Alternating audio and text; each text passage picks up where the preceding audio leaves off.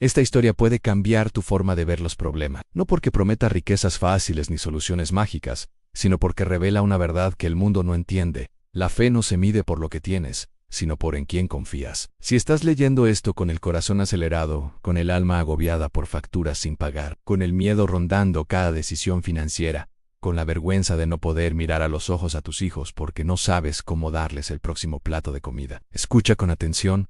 No estás solo, y lo que vas a leer no es solo un relato del pasado, es un eco divino que resuena en tu presente, una semilla de esperanza lanzada directamente a tu desierto económico. Había una vez un hombre, llamémoslo Mateo, que construyó su vida sobre la base del esfuerzo, la honestidad y la responsabilidad. Se levantaba al alba, trabajaba hasta que el sol se escondía, y cada moneda que ganaba la ganaba con el sudor de su frente. No soñaba con lujos, solo con estabilidad, un techo seguro, un futuro para sus hijos, un respiro para su esposa.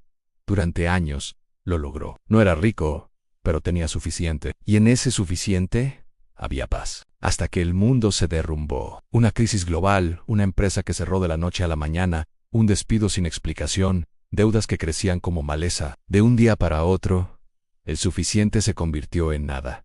Los ahorros se esfumaron. Las llamadas de cobro se multiplicaron, y con ellas, la angustia que se clava en el pecho como una espina que no sangra, pero duele sin cesar. Mateo intentó de todo. Buscó empleo en cada rincón, vendió lo poco que tenía, recortó hasta el pan diario, pero la montaña no disminuía, se hacía más alta, y en medio de esa lucha silenciosa, algo más peligroso que la deuda comenzó a crecer en su interior, en la duda. No solo duda financiera, sino espiritual. ¿Acaso Dios no ve?, se preguntaba en las noches sin sueño. ¿O es que mi fe no es lo suficientemente fuerte? Había orado, había dado incluso cuando no tenía. Había confiado y aún así, la tormenta seguía. Y en ese momento, como a tantos, le tentó el cinismo. La fe no paga las cuentas. Los milagros son para otros. Yo solo soy un número en la estadística del fracaso. Pero en medio de ese abismo, algo pequeño, casi imperceptible, ocurrió. No fue un milagro espectacular, no fue un sobre con dinero caído del cielo, fue una palabra, una sola palabra dicha por un anciano en su iglesia. Con voz trémula pero firme: confía. No todo estará bien.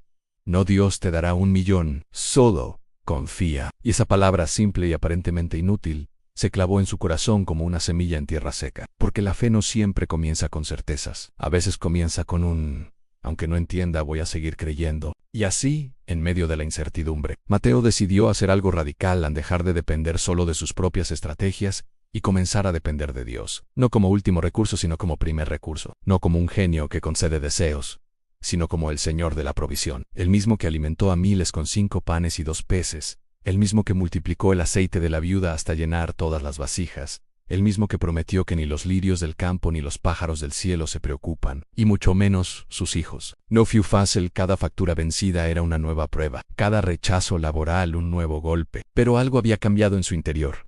Ya no oraba solo para pedir, comenzó a orar para escuchar. Ya no leía la Biblia buscando promesas de riqueza, sino buscando el rostro de aquel que es fiel incluso cuando el mundo se desmorona. Y en ese cambio sutil, silencioso, comenzó la transformación. Porque la fe no es creer que Dios resolverá todo como tú quieres, es creer que Él está contigo incluso cuando no lo resuelve como esperas. Y en esa confianza nace una paz que no entiende la lógica humana, una paz que no depende del saldo bancario sino de la presencia divina. Un día, sin previo aviso, sonó el teléfono. No era un cobrador, era un antiguo cliente, alguien a quien Mateo había servido con integridad años atrás, sin saber que ese gesto sembraría una cosecha en el futuro. He oído que estás pasando por un momento difícil, dijo la voz al otro lado. Tengo un proyecto, necesito a alguien en quien pueda confiar.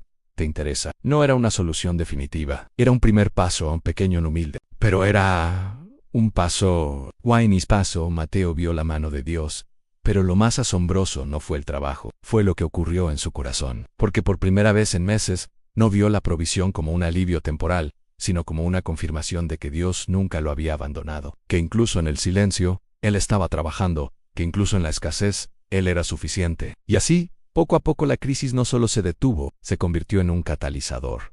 Mateo no volvió a ser el mismo. Ya no atesoraba solo riquezas materiales, sino riquezas espirituales. Comenzó a ayudar a otros en crisis, no solo con dinero sino con esperanza, porque había aprendido que la verdadera provisión no es tener más, sino saber que aquel que provee nunca falla. Esta historia no es única. Se ha repetido desde el éxodo de Israel en el desierto, donde el maná caía cada mañana. Hasta los primeros cristianos que compartían todo para que nadie tuviera necesidad. Se ha repetido en madres solteras que, con el último kilo de arroz, alimentan a sus hijos y aún comparten con el vecino. Se ha repetido en empresarios que, en quiebra, decidieron honrar sus deudas antes que huir, y vieron cómo Dios abría puertas que nadie podía cerrar, porque la fe no niega la realidad de la crisis. La enfrenta con los ojos puestos en aquel que es más grande que cualquier colapso económico. Y es aquí donde cambia todo, porque el mundo dice, sí, no tienes, no vales, pero Dios, dais.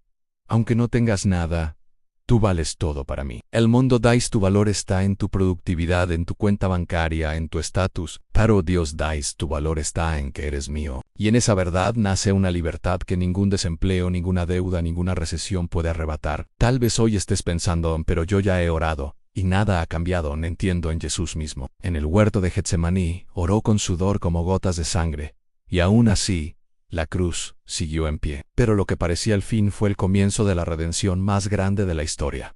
Así también, tu crisis no es el final, es el suelo fértil donde Dios quiere sembrar algo nuevo. Porque la fe no se mide por lo que tienes, sino por en quién confías. Y cuando confías en Dios, no importa si el banco dice no, si el mercado colapsa, si el mundo entero se hunde, Él sigue siendo Jehová Jireh, el Dios que provee. No siempre cuando tú quieres ni como tú quieres, pero siempre en el momento y la forma perfectos. Y en medio de esta crisis económica que parece imposible a los ojos humanos, hay una promesa que no ha perdido vigencia. Mi Dios suplirá todo lo que necesiten conforme a sus riquezas en gloria en Cristo Jesús. Filipenses 4, y desde Novi. No dice todo lo que desean, dice todo lo que necesiten, porque Dios conoce la diferencia, y su provisión no busca hacerte rico, sino fiel. Así que si hoy estás al borde, si el miedo te dicta que ya no hay salida, detente, respira, recuerda quién es tu Dios, en el mismo que hizo brotar agua de la roca, el mismo que cerró la boca de los leones, el mismo que multiplicó el aceite hasta que no hubo más vasijas vacías. Ese Dios está contigo, Anoyam.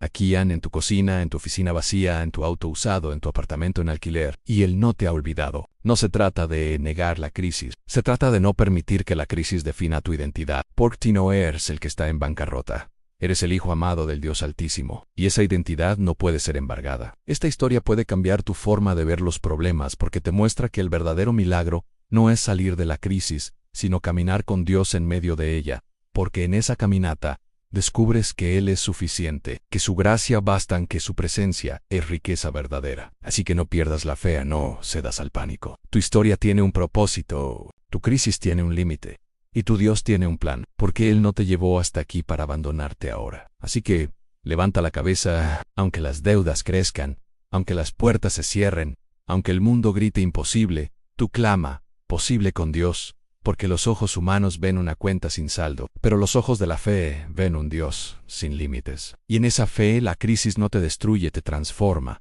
no te hunde, te eleva, no te roba, te revela quién es tu verdadero proveedor. Esta historia puede cambiar tu forma de ver los problemas, porque no se trata de los problemas, se trata de quién va contigo en medio de ellos. Y Él nunca falla.